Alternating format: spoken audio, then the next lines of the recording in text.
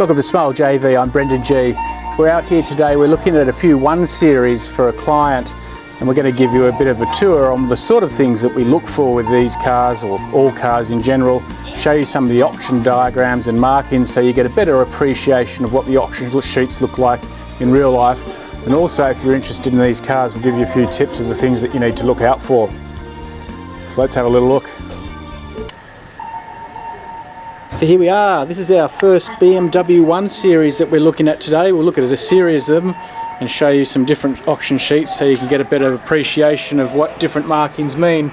This is a grade 4BB, that means exterior grade B, interior grade B, and you can see we've got some interesting marks on this one. We've got an A2U2 on the front right corner.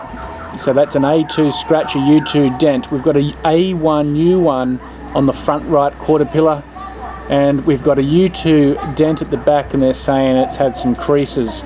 So we'll have a quick look at this just to see what those diagrams mean. The car overall, apart from those dents, is quite nice. So you'll notice on that auction sheet they put a little circle around this, and that gives us a bit of an appreciation what sort of dent it is. That's sort of like a tennis ball size, or about a tennis ball size that's been pushed in, and there's some scratching. So that's the A2 scratching and an A2 dent. What I quite like about it is in one piece, so it doesn't affect this too much. That's not too hard to repair, and that can be done as one separate job. Now on the front quarter pillar here we've got a U1A1, so a little tiny dent. This is maybe at the larger end of a U1 pin dent, but there you can see it. You can just get a bit of appreciation for what a U1 is. That's got a very slight scratch in it as well. So that's the A1.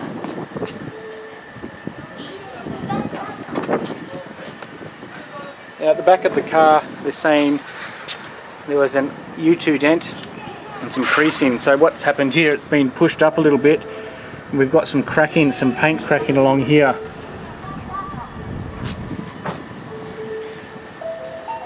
Inside the car it is quite nice, it's quite clean. It's a B grade interior, and so I'd say that's a pretty good B grade interior. There's a little bit of light staining on the seats, but that is not too bad compared to some other things. Unfortunately this one's got the headrest missing.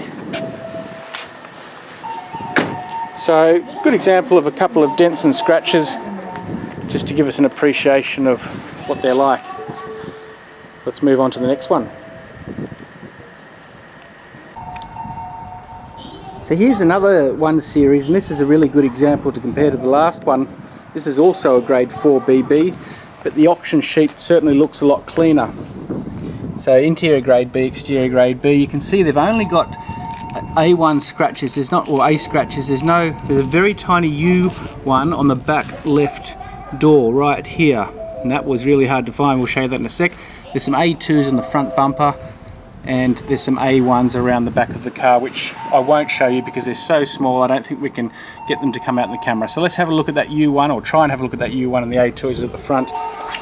So here's some examples of some A2s. Very light grazing. A lot of that I think would polish out. Obviously that one wouldn't because that's below. So bigger than just a tiny little scratch. That's sort of the thing of an A2. There's a lot of gunk, that's from the car in front of it there, the exhaust. There's another A2 down there, and just up there on the front of the bumper. So that's sort of what an A2 is like. Once again, it's fairly insignificant, but you do have to look at A2s because they can be worse. Now I'm going to try and show you this U1 just to give you an idea on what sometimes the U1s can be like, and it's going to be really hard for me to get this in the camera. It's right above my hand. I'm just trying to move the camera there and just show you there's a very, very tiny pin dent. Now, even if I stand back here, you can see in the light, you can hardly see it. I've almost lost where it is. I think it was just around here. But very, very hard to see. So, you know, that U1 you really cannot see from a distance.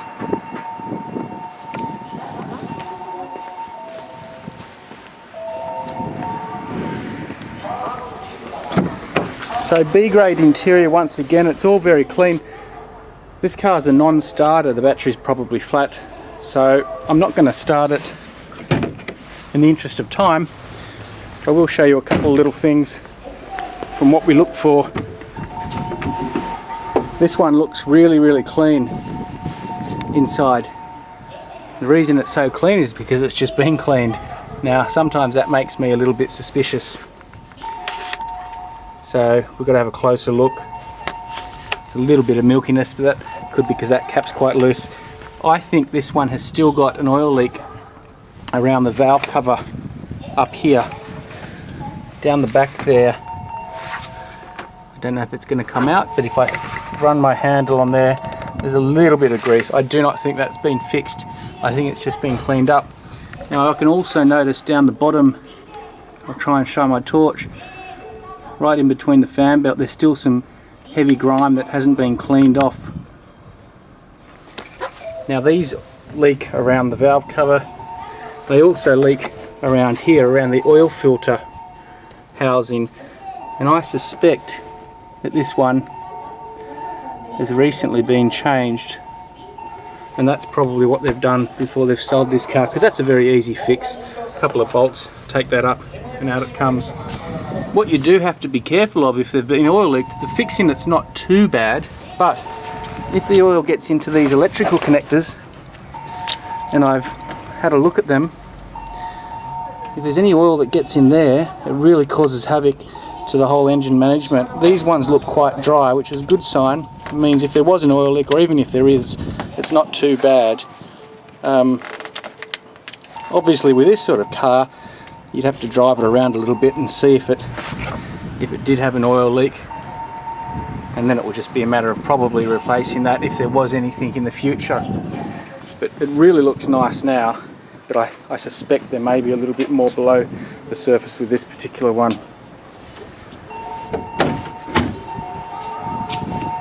But apart from that, it's not a bad car. Obviously we'd have to go and get the battery started and check it more fully, and we'd probably run a diagnostic scanner over if we were going to go through and bid on this one further. But in the interest of time, let's go on and look at the next car.